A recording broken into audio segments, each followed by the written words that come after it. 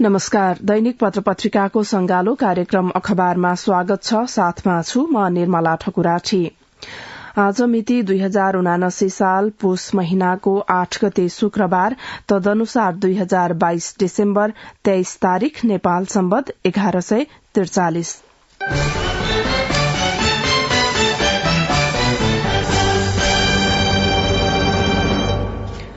हिजो प्रतिनिधि सभाका 270 सदस्यले एकैपटक पद तथा गोपनीयताको शपथ लिनु भएको छ।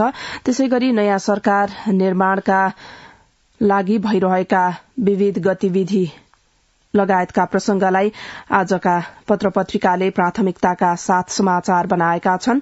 जनप्रतिनिधिद्वारा शपथ ग्रहण पुरियो 3 महिनाको रिक्तता गोरखापत्रले प्राथमिकताका साथ समाचार बनाएको छ। 3 महिनाको रिक्ततापछि संघीय संसदको तल्लो सदन प्रतिनिधि सभाले जनप्रतिनिधि पाएको छ। हिजो प्रतिनिधि सभाका 270 सदस्यले एकैपटक पद तथा गोपनीयताको शपथ लिनु भएको छ। 275 सदस्यीय सभाका ज्येष्ठ सदस्य पशुपति शमशेर जबराले यस अघि नै शपथ लिनु भएको थियो। अन्य 4 सदस्य विभिन्न कारणले शपथ समारोहमा उपस्थित हुनु भएन। ज्येष्ठ सदस्य जबराले प्रतिनिधि सभा बैठक कक्षमा सदस्यहरूको शपथ गराउनु भएको हो। मौलिक वेशभूषा र जातीय पहिचानको पोशाकमा उपस्थित भएर सदस्यहरूले शपथ लिनुभयो।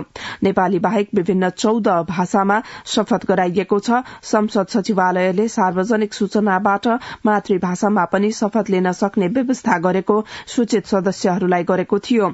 शपथ समारोहमा नेकपा एकीकृत समाजवादीका प्रेम बहादुर आले, नेकपा माओवादी केन्द्रका रामकुमार राई र महेन्द्र राय यादव तथा नेपाली कांग्रेसका माया राई अनुपस्थित रहनुभयो। माओवादी केन्द्रका राईले समयमा हवाई उडान नहुँदा शपथमा सहभागी हुन नसकेको जानकारी पार्टीलाई गराउनु भएको छ। यस्तै आले र कांग्रेसका राई पारिवारिक समस्याका कारण शपथमा सहभागी हुनु भएन। माओवादी केन्द्रका यादवले भने असन्तुष्टिका कारण सामूहिक रूपमा शपथमा अनुपस्थित हुनु भएको जनाइएको छ। नागरिकता अनुसार यादव प्रतिनिधि सभाको ज्येष्ठ सदस्य हुनुहुन्छ, तर 2074 नै आफ्नो नागरिकता र वास्तविक उमेर फरक रहेको आफैले स्वीकार गरेपछि यादवलाई यो पटक पनि शपथ गराउने मौका नदिइएको हो। यादवको एकल रूपमा शुक्रबार बिहान आज 11:30 बजेका लागि शपथ कार्यक्रम तय भएको छ। जनप्रतिनिधिद्वारा शपथ ग्रहण पुरियो 3 महिनाको रिक्तता गोरखापत्रले प्राथमिकताका साथ अग्रपृष्ठमा समाचार बनाएको छ। दोस्रो प्रतिनिधि सभाको उल्लास शीर्षक दिँदै राजधानीले मुख्य खबर बनाएको छ। संविधान जारी भएपछिको दोस्रो प्रतिनिधि सभाका नवनिर्वाचित सांसदले पद तथा गोपनीयताको शपथ लिनु भएको छ। नयाँ बानेश्वर स्थित संसद भवनमा ज्येष्ठ सदस्य पशुपति शमशेर जबराले नवनिर्वाचित सांसदलाई हिजो शपथ गराउनु भएको हो। शपथ लिँदै गर्दा उहाँहरूमा भिन्न जोश र जाँगर देखियो। जनताले 5 वर्षका लागि चुनेर पठाएका उहाँहरूमा विशेष जिम्मेवारी बोध समेत महसुस भएको देखियो। यद्यपि आगामी 5 वर्षसम्म देश र जनताको भलाई र उत्थानमा खेल्ने भूमिकाले उहाँहरूको जिम्मेवारी बोध मापन गर्ने नै छ। उहाँहरू गत मंसिर 4 मा सम्पन्न प्रतिनिधि तथा प्रदेशसभा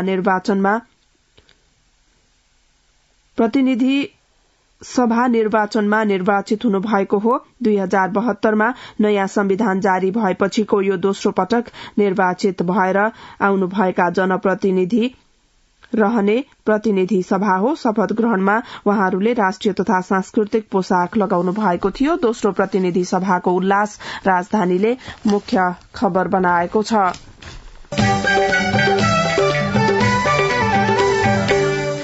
कांग्रेसले राष्ट्रपति नछाड्ने प्रधानमन्त्रीमा खुल्ला, नयाँ पत्रिकाको मुख्य समाचार हो यो। राष्ट्रपति आफैले राख्ने र सरकारको नेतृत्वमा खुल्ला रहने विकल्प सहित कांग्रेसले सत्ता गठबन्धनका अन्य दलहरूसँग संवाद अघि बढ़ाएको छ। आलो पालो प्रधानमन्त्रीमा पहिलो कार्यकालका लागि खुल्ला रहने कांग्रेसको प्रस्ताव छ। राष्ट्रपति भने मुख्य बटम लाइन छ। स्रोतका अनुसार सरकारको नेतृत्वबारे कांग्रेसले 2 विकल्प अघि सारेर छलफल चलाएको छ। पहिलो विकल्पमा सुरुका 2 वर्ष सभापति शेरबहादुर देउवालाई प्रधानमन्त्री बन्ने, त्यसपछिका 2 वर्ष माओवादी अध्यक्ष प्रचण्ड र अन्तिम 1 वर्ष एकीकृत समाजवादीका अध्यक्ष माधव नेपाललाई प्रधानमन्त्री बनाउने प्रस्ताव छ। त्यस्तै दोस्रो विकल्पमा शुरूका 2 वर्ष प्रचण्ड, त्यसपछिका 2 वर्ष देउबा र अन्तिम 1 वर्ष नेपाललाई प्रधानमन्त्री बनाएर जान सकिने प्रस्ताव कांग्रेसको छ। आफूले राष्ट्रपति राख्दा माओवादीलाई सभामुख र उपराष्ट्रपति तथा एकीकृत समाजवादीलाई राष्ट्रिय सभाको अध्यक्ष र उपसभामुख दिने कांग्रेसको प्रस्ताव छ। यसबाहेक गठबन्धनमा रहेका लोसपा र सरकारमा सहभागी हुन तयार नागरिक उन्मुक्ति पार्टी तथा जनमत पार्टीलाई मन्त्री दिएर सत्ता समीकरणको टुंगो लगाउने गरी छलफल गरिरहेको छ। अन्य विषयमा करिब करिब सहमति जुटे पनि मुख्य विषय रहेको प्रधानमन्त्रीमा पहिलो 2 वर्ष कांग्रेस या माओवादी भन्नेमा मात्रै निष्कर्ष निकाल्न बाँकी रहेको प्रधानमन्त्री देउबा निकट कांग्रेसका एक नेताले बताउनुभयो। 2 विकल्पमाथि छलफल भइरहेको छ। टुंगो लाग्न बाँकी प्रमुख विषय भनेको प्रधानमन्त्रीमा देउबा कि प्रचण्ड पहिला भन्ने नै हो। संवादमा सहभागी ती नेताले भन्नुभयो, कांग्रेसले प्रधानमन्त्री र राष्ट्रपति दुवै पाउने गरी छलफल भइरहेको छ। राष्ट्रपति कांग्रेसले नै लिनुपर्छ। प्रधानमन्त्रीमा भने दोस्रो कार्यकालका लागि पनि लचक छौं। कांग्रेसको प्रस्तावमा सहमत गराउन सभापति देउबा सहित उपसभापति पूर्णबहादुर खड्का, पूर्व उपसभापति विमलेन्द्र निधि, प्रवक्ता डाक्टर प्रकाश शरण महत, नेता एनपी साउद लगायतले अध्यक्ष प्रचण्ड, अध्यक्ष नेपाल र सरकारमा जाने तयारीमा रहेका दलहरूसँग निरन्तर छलफल गरिरहनु भएको छ। गठबन्धन भत्काउने एमालेको प्राथमिकता अर्को शीर्षक छ। नयाँ पत्रिकाकै अग्र पृष्ठमा वैकल्पिक सरकारका लागि प्रयास गरिरहेको संसदको दोस्रो ठूलो शक्ति एमालेले सत्ता गठबन्धन भत्काउने विषयलाई उच्च प्राथमिकतामा राखेको छ। मुलुक असफल राष्ट्र हुनबाट जोगिन अहिलेको सत्ता गठबन्धन भत्किन आवश्यक रहेको निष्कर्ष सहित एमाले वैकल्पिक पक्षमा उभिएको हो। केन्द्रीय सचिवालयको हिजोको बैठकले असफल हुँदै गएको अर्थतन्त्र, राजनीतिक अस्थिरता र अराजकताबाट मुलुकलाई जोगाउन गठबन्धन भत्किन आवश्यक रहेको निष्कर्ष निकालेको छ। सत्ता गठबन्धनलाई नै निरन्तरता दिने गरी सत्ता पक्षीय दलहरू शक्ति बाँडफाँडमा केन्द्रित रहेका बेला एमाले वैकल्पिक गठबन्धनका लागि अग्रसरता लिएको संकेत दिएको हो। अध्यक्ष केपी ओली र माओवादी अध्यक्ष पुष्पकमल दाहाल प्रचण्ड बीच राष्ट्रपति कार्यालयदेखि संसद भवनसम्मका 2 दिन यताका अनौपचारिक संवाद चर्चामै रहेका बेला एमालेको पछिल्लो निर्णय अर्थपूर्ण छ। यद्यपि बैठकमा ओलीले अहिलेकै गठबन्धनले निरन्तरता पाउने कि नपाउने अनिश्चित रहेकै अवस्थामा एमाले वैकल्पिक गठबन्धनका लागि पहल गरेको खबर भ्रमपूर्ण भएको सुनाउनु भएको थियो। कांग्रेसले राष्ट्रपति नछाड्ने, प्रधानमन्त्रीमा खुल्ला, गठबन्धन भत्काउने एमालेको प्राथमिकता शीर्षक र उपशीर्षकमा नयाँ पत्रिकाले मुख्य खबर बनाएको छ।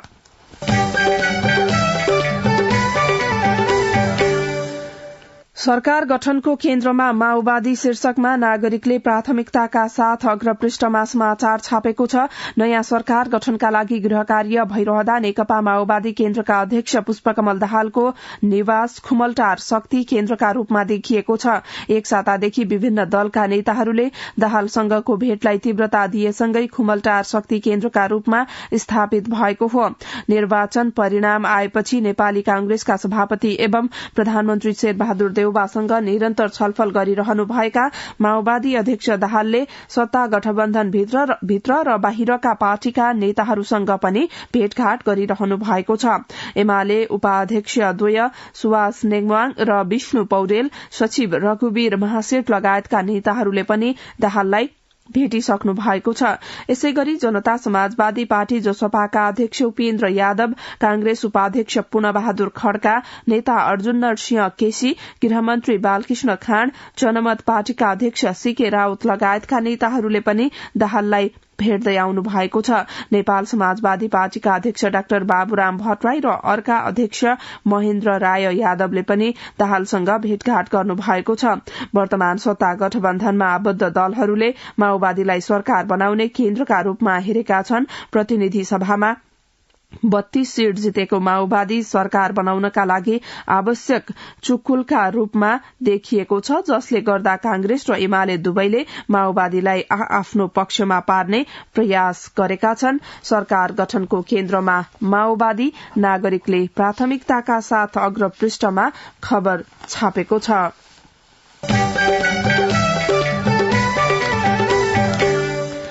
शक्ति बाँडफाँडमा केन्द्रित हुँदै सत्ता गठबन्धन दलहरू नेपाल समाचार पत्रको मुख्य समाचार हो। यो सत्ता गठबन्धनका नेताहरू आगामी नयाँ सरकार निर्माणका लागि शक्ति बाँडफाँडमा केन्द्रित हुन लागेका छन्। हिजो नयाँ सांसदहरूले पद तथा गोपनीयताको शपथ लिएसँगै शीर्ष नेताहरू आगामी सरकार बनाउने विषयमा केन्द्रित हुन लाग्नु भएको हो। वर्तमान सत्ता गठबन्धनलाई नै कायम राखेर जाने तयारीमा रहनुभएका गठबन्धनका शीर्ष नेताहरू शक्ति बाँडफाँडमा छलफल गर्ने तयारीमा हुनुहुन्छ। नेपाल समाचार पत्रले शक्ति बाँडफाँडमा केन्द्रित हुँदै सत्ता गठबन्धन दलहरू शीर्षकमा मुख्य खबर बनाएको छ।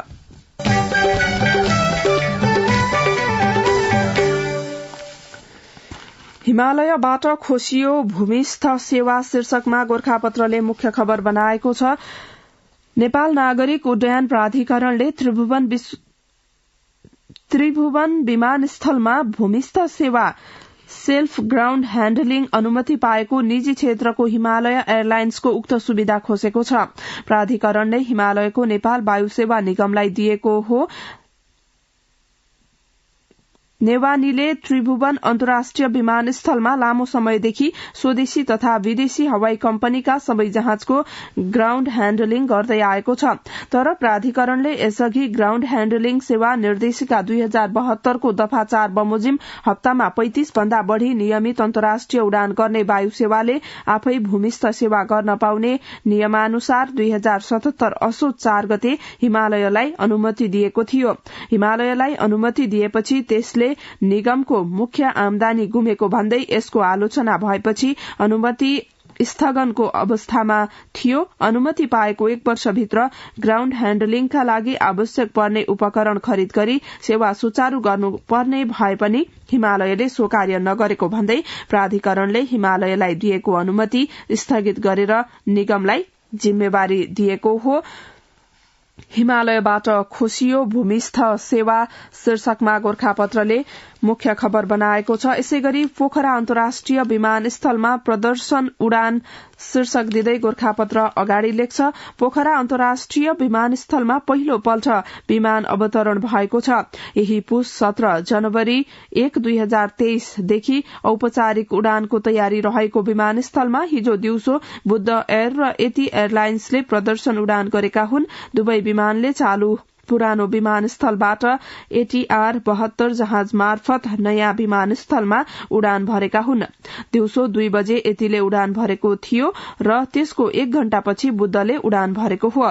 दुवै विमान 70 देखि 72 सीट क्षमताका हुन्। अन्तर्राष्ट्रिय विमानस्थलको धावन मार्गको दुवैतिर पूर्व र पश्चिमबाट जहाजको अवतरण गराइएको थियो।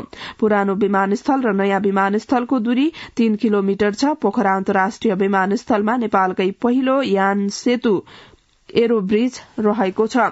पोखरा अन्तर्राष्ट्रिय विमानस्थलमा प्रदर्शन उडान शीर्षकमा गोरखापत्रको अग्रपृष्ठमा खबर छ।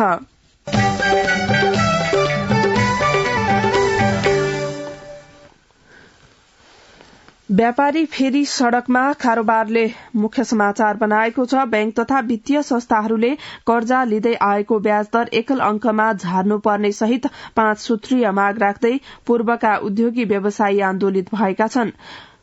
पटक पटक सरकारको ध्यानाकर्षण गराउँदा पनि माग सुनवाई नभएका कारण बाध्य भएर आन्दोलनमा उत्रिनु परेको उद्योगी व्यवसायीहरूको भनाइ छ। सरकारलाई दबाव दिन हिजो मोरङ व्यापार संघ, उद्योग संगठन मोरङ र नेपाल उद्योग परिसंघ प्रदेश 1 को संयुक्त आयोजनामा 3 दर्जन भन्दा बढ़ी वस्तुगत संघ संस्थाको ऐक्यबद्धता सहित व्यवसायीले राष्ट्र बैंकको कार्यालयमा धरना दिए। यसअघि पनि उद्योगीहरूले आन्दोलनको घोषणा गरेका थिए। निर्वाचनमा असर पर्ने भन्दै दलहरूले आन्दोलन स्थगित गर्न आग्रह गरेपछि उनीहरूले स्थगन गरेका थिए। निर्वाचन सम्पन्न भएपछि पनि राष्ट्र बैंकले माग सम्बोधन गर्नेतर्फ ध्यान नदिएपछि बाध्य भएर आन्दोलनमा उत्रिनु परेको मोरङ व्यापार संघका अध्यक्ष नवीन रिजालले बताउनुभयो। बैंकको ब्याज दरका कारण उत्पादनमा समेत असर परेको उहाँको भनाइ छ।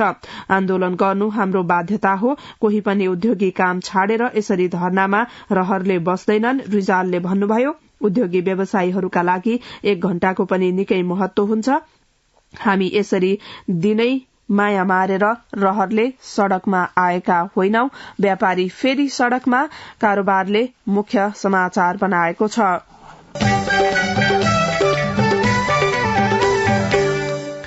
रेडियो नेपालबाट कार्यक्रम अखबार सुन्दै हुनुहुन्छ। अब केही बेर विज्ञापन र सन्देश। सम्बन्धको विकास त्यति बेला सम्भव हुन्छ जब हरेक आफ्नो र आफन्तहरूसँग निर्धक्क अनि खुलेर कुरा हुन्छ, चाहे त्यस्तो कुरा व्यक्तिगत होस् या व्यवसायिक हो।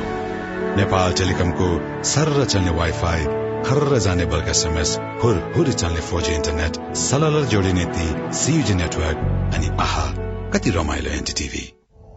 बाँकी त सब मनको कुरा न हो। नेपाल टेलिकम, राष्ट्रको सञ्चार। अब पत्रपत्रिकामा भएका बाँकी प्रसंग। महन्त नै अभियुक्त शीर्षकमा अन्नपूर्णले मुख्य खबर बनाएको छ। महोत्तरीको लक्ष्मीनारायण मठका मान महन्त जगन्नाथ दास हुनुहुन्छ, तर वहाँ नै कीर्ति आरोप लागि अनुसन्धानका लागि प्रहरी हिरासतमा रहनु भएको छ। अरू पनि मठ मन्दिरका कतिपय महन्त संस्थाको जग्गा अतिक्रमणदेखि अनेक गलत गतिविधिमा मुछिनु भएको छ। जहाँ गलत काम भएको छ त्यहाँ निगरानी गर्न जरूरी रहेको सरोकारवाला बताउँछन्। महन्त नै अभियुक्त शीर्षकमा अन्नपूर्णले मुख्य खबर बनाएको छ। मधेसमा शीतलहरको कहर शीर्षकमा नागरिकले अग्रपृष्ठमा प्राथमिकताका साथ समाचार बनाएको छ। परालले छाएको सानो छाप्रो, एकातिर दाउरा र अर्कातिर परालको बोझाको बारबेर। चिसो भुइँमा पातलो सुकुल ओछ्याइएको, नजिकै चिथरा परेका पुराना कपड़ा जोडेर बनाइएको ओढ्ने। सिराहाको गोलबजार नगरपालिका 10 मुसहरी टोलका श्यामदेवी सदायको छाप्रोको अवस्था हो यो। यही ओछ्यानमा कठ्याङ्ग्रिएर उहाँको 7 जनाको परिवार थरथर काँप्दै शीतलहरको सिरेटो काट्दै हुनुहुन्छ।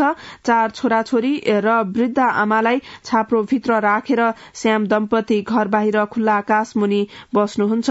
जाडो छल्न उहाँहरूले परालसँगै घरका पुराना कपड़ा बेचेर छाप्रोको भ्वाङ टाल्नु भएको छ। चिथरा परेका पुराना कपड़ा जोडेर बनाइएका ओढ्ने ओढेर उहाँहरू जसो तसो चिसो छल्दै हुनुहुन्छ। मुसहरी टोलका 70 वर्षीय मलभोगिया सदायले शरीरलाई न्यानो बनाउन आगो तापेरै रात बिताउने गरेको सुनाउनुभयो। चिसो बढ़ेपछि अति विपन्न र गरीब बस्तीमा पराल सिरक डसना बन्छ। पराल बालेरै चिसो छल्नु उहाँहरूको बाध्यता बनेको छ। मजदूरी गरेर कमाएको 2-4 पैसाले पेट भर्ने कि न्यानो लुगा किन्ने। सुकुम्बासी बस्तीका जंगली सदाय भन्नुहुन्छ, भगवानले जाडो रूपी काल पठाउँछन्। थरथर काँप्दै गरेका हामी गरीबलाई सरकारले देख्दैन। चिसो शुरू भएपछि अहिलेसम्म यो बस्तीमा सरकार वा सरकारी संयन्त्र नआएको उहाँहरूले बताउनुभयो। गत वर्ष स्थानीय तह मार्फत दाउरा वितरण अभियान थालिए पनि यो विपन्न बस्तीसम्म त्यस्तो कुनै वस्तु आइपुगेन। न त संघ संस्थाले बाँडेका कम्बल नै आइपुगे। जंगलीले गुनासो पोख्नुभयो। साँच्चीकै आवश्यकता परेकालाई भन्दा पनि मन परेका व्यक्तिलाई त्यस्ता कम्बल बाँड्ने गरिएको पीड़ितको आरोप छ। मधेसमा शीतलहरको कहर, 3 दिनमा 5 को मृत्यु, स्थानीय सरकारलाई छैन चासो शीर्षक र उपशीर्षक नागरिकले मुख्य समाचार बनाएको छ। वार्षिक $2 खर्ब खर्चिने शीर्षकमा कारोबारले अग्रपृष्ठमा प्राथमिकताका साथ समाचार बनाएको छ। जैविक विविधता कोषमा $2 खर्ब $200 बिलियन परिचालन गरिने भएको छ। क्यानाडाको मोन्ट्रियलमा हालै सम्पन्न संयुक्त राष्ट्रसंघीय जैविक विविधता महासन्धिका पक्ष राष्ट्रहरूको सम्मेलनमा यस्तो निर्णय भएको हो।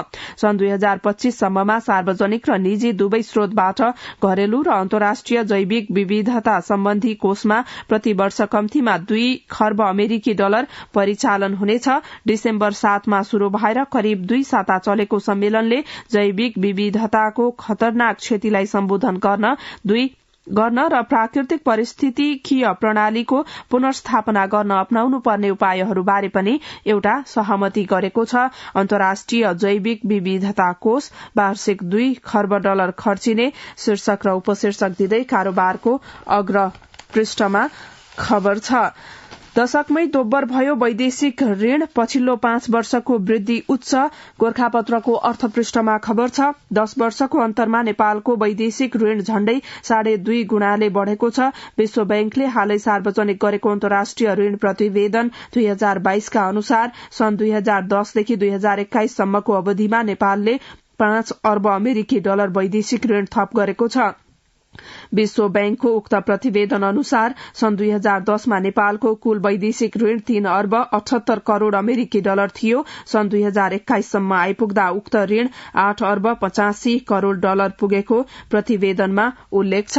दशकमै दोब्बर भयो वैदेशिक ऋण, पछिल्लो 5 वर्षको वृद्धि उच्च, गोरखापत्रको अर्थपृष्ठको खबर हो यो। पोखरा अन्तर्राष्ट्रिय विमानस्थलमा यति र बुद्धको डेमो फ्लाइट शीर्षकमा नयाँ पत्रिकाको अर्थपृष्ठमा खबर छ। निर्यात झनै खस्कियो अर्को शीर्षक छ नयाँ पत्रिकाको अर्थपृष्ठमै। वैशाखेता करिब 8 महिनामा केही विलासिताका वस्तु आयात प्रतिबन्धले अर्थतन्त्रको बाह्य क्षेत्रमा सुधार ल्याएको भन्दै सरकार र नेपाल राष्ट्र बैंकले उपलब्धिको संज्ञा दिए। हुन पनि मासिक 1.5 अर्ब रूपियाँ नाघेको मासिक आयात घटेर 1 खर्ब 27 अर्बसम्म पनि पुग्यो। तर आयातसँगै घट्दो क्रममा रहेको निर्यातको तथ्यको विश्लेषणमा भने सरकारी निकाय मौन छ। निर्यात झनै खस्कियो, नयाँ पत्रिकाको अर्थपृष्ठको खबर हो यो। व्यापार घाटा 6 खर्ब शीर्षकमा अन्नपूर्णको अर्थपृष्ठमा खबर छ। जहाँ चढ़ेर आए कोरियाबाट उन्नत गाई कारोबारले समाचार बनाएको छ। सधैँजसो विदेश जाने र स्वदेश फर्किने यात्रुहरूको चहल पहल हुने त्रिभुवन अन्तर्राष्ट्रिय विमानस्थलमा हिजोको दृश्य केही फरक देखियो। स्वदेशी तथा विदेशी हवाई कम्पनीका जहाजहरूले सधैँझै हजारौं यात्रुहरूलाई गन्तव्यमा पुर्याउँदै थिए। त्यसै क्रममा दक्षिण कोरियाबाट नेपाल आएको एसियाना एयरलाइन्सले भने यात्रु होइन सुन्दर गाईका बाछीहरू ल्याएको देखियो। विमानस्थलमा रहेका केहीले हवाई जहाज मार्फत बाछी ल्याएकामा एकछिन विश्वासै गर्न सकेनन्। जहाज चढ़ेर आए कोरियाबाट उन्नत गाई कारोबारको अग्र पृष्ठमा खबर छ।